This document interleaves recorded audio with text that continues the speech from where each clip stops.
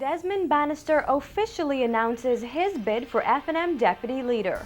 Every great leader needs the support of a hard-working deputy. Today I offer myself for that post. Grand Bahamians weigh in on the island's new ministry. The hurricane season kicks off early. We'll tell you about the first tropical storm. The former state minister for finance talks about debt, plus a new online magazine for political enthusiasts. The magazine for political non-bias was definitely needed in our society. I'm Nakia DeVoe, and this is NB12 Weekend.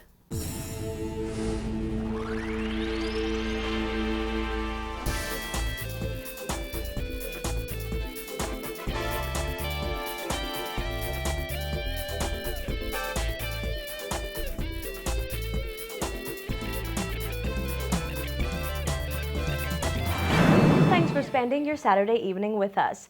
Desmond Bannister officially offering himself for the position of deputy leader of the Free National Movement today. During a brief press conference at his home this afternoon, Bannister thanked the former leadership, talked about the way forward for the party, and also spoke on the new government.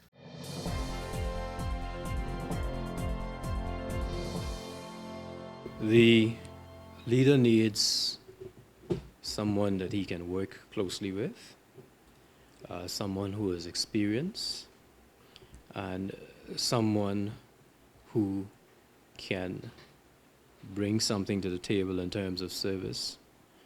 I believe that I fit all of those requirements.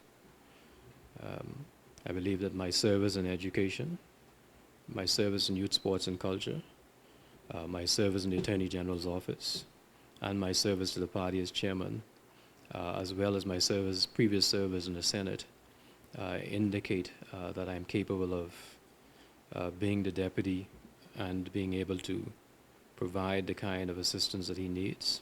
Bannister also took the opportunity to thank former F&M leader and deputy leader Hubert Ingram and Brent Simonet for their years of dedicated service to the party and the country. He said their exit from frontline politics has left a tremendous void in the party. And with so much to be done, Bannister said that he believes that opposition leader Dr. Hubert Minnis has what it takes to lead the party and inspire Bahamians, with his help if he were to be chosen as deputy.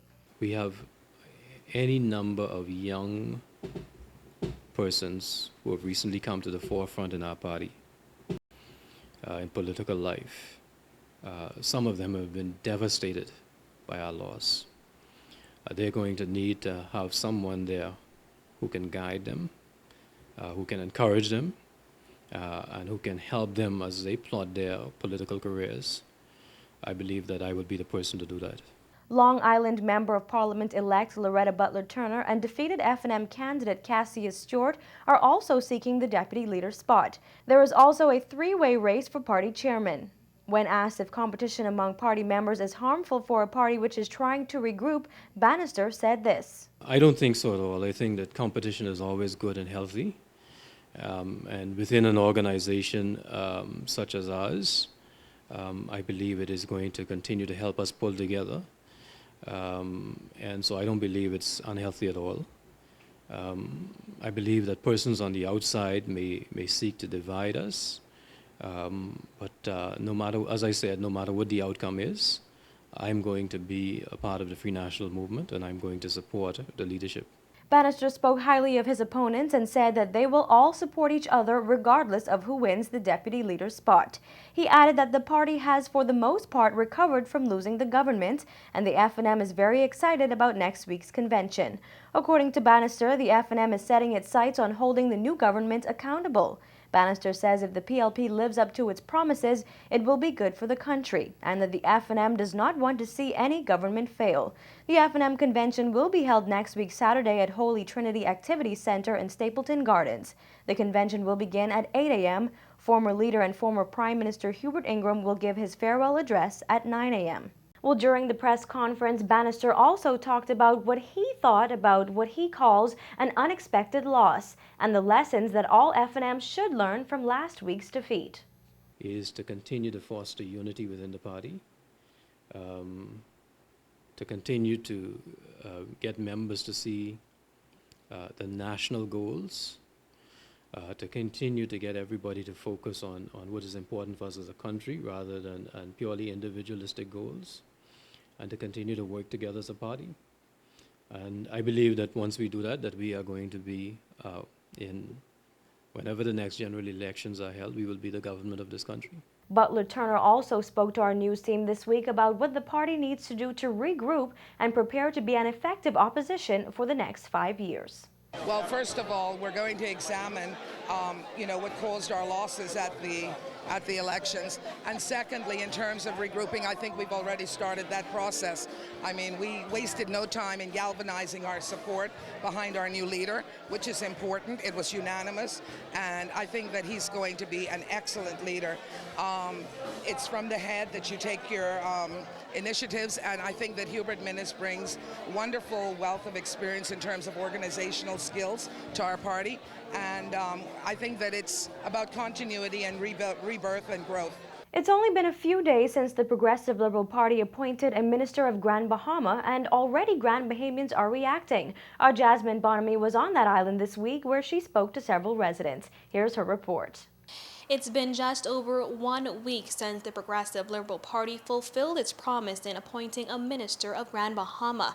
Dr. Michael Darville was appointed last Friday, and now Grand Bahama residents are weighing in, saying that appointment is long overdue. Grand Bahama native and Member of Parliament-elect for Pine Ridge, Dr. Michael Darville, was sworn into the post on May 11th. Dr. Darville, a medical practitioner, won the Pine Ridge seat by 827 votes, defeating F&M MP Kwesi Thompson. While on the campaign trail leading up to the general election, now Prime Minister Perry Christie promised to implement a ministry for Grand Bahama within his first 100 days in office. Many of the residents we spoke to told our news team that they feel the new minister and ministry is good for the nation's second city. Well, we really do need one here now because the economy of Grand Bahama is very in the shambles, and we really much need someone to look and oversee the outcome of Grand Bahama, to see development and improvement and bring more tourists alike here to these shores. So I do believe more focus will be placed on the new minister now that he is in position to get Grand Bahama going.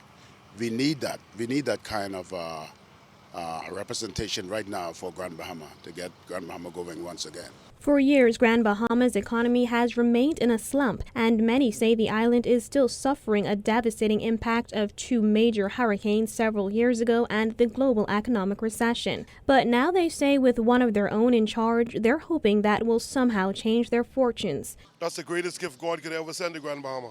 Slowly but surely, the minister of Grand Bahama has a lot of work on his hand. It's not going to be done in one day, and it's not going to do overnight. But if we give him the time and the chance, it will be done. And while it was the Progressive Liberal Party government that appointed the new minister, at least one resident insists it's time to forget the politics and focus on a united solution for Grand Bahama. After all, we are still all Bahamians, and we believe in the Bahamas, and we believe in the Bahamian people. We can all make a difference. We all can add a little to it to make it work. And while they say it's still too early to judge Darville's performance, some say they hope that their concerns will finally be heard on a national level. Reporting from Grand Bahama for NB12, I'm Jasmine Bonamy. While our Facebook viewers also weighing in on that issue, Adrian Archer says that he applauds the efforts of the new Prime Minister to give attention to Grand Bahama, but says he's curious as to how that will work, seeing as that all of the services needed by Grand Bahama are the same as every other island. He said school, health, etc. So who will control the services in Grand Bahama, or will it be a clearinghouse for the other ministries, and who will report to whom? He says it seems that there might be some confusion. And then he asks, when is it going to stop? A ministry for Abaco, Eleuthera, etc.? Well, Megan Lee says, I think an island like Grand Bahama does need its own ministry. Grand Bahama really needs help. She says that the island needs to be brought back on track. Gladstone Patton asks, what exactly will a ministry for Grand Bahama do that the Ministry of Tourism with a focus on Grand Bahama won't do? He says that he doesn't see the sense in it, and he suggests that each ministry just do their part on the island.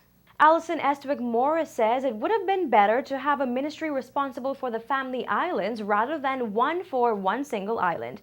The concerns that Grand Bahama has, she says, are the same for other islands. Some are even worse. So she asks, what makes Grand Bahama so much more important? Candice LaShan says, with the appointment of ministry for Grand Bahama, what purpose do the 5 MPs elected to represent Grand Bahama serve? However, Fares Roll says that he thinks it's a great idea. He says it's about time that a government finally gives Grand Bahama its own ministry. He says the people of Grand Bahama really need help, and with a new ministry in place just for them, they will get the attention that they truly deserve. Well, thanks for those comments, guys. Be sure to look out for next weekend's questions.